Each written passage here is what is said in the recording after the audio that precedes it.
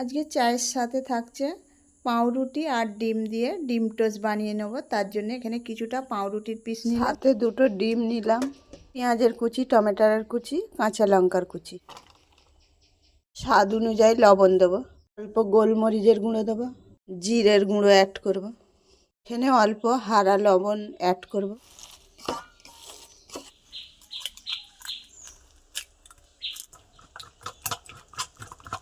কিছুটা বিস্কুটের গুঁড়ো অ্যাড করব,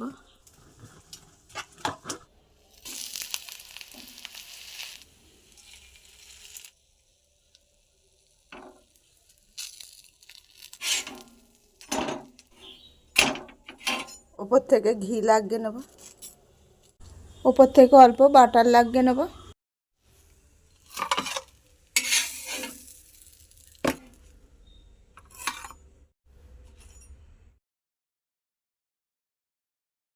সকালের কাজ কাম সেরে আবার চায়ের দিকে চলে যেতে হয়। খুব তাড়াতাড়ি যেটা বানানো যায় সেটি আমরা চেষ্টা করি। তো আমি তো বলি এইভাবে ডিম টোস্ট বানিয়ে নাও, বাচ্চাদের টিফিনেও দিয়ে দিতে পারো। এই রেসিপিটা কেমন লাগলো একটু কমেন্ট করে জানাবে, ভালো লাগলে অবশ্যই একটা লাইক করবে।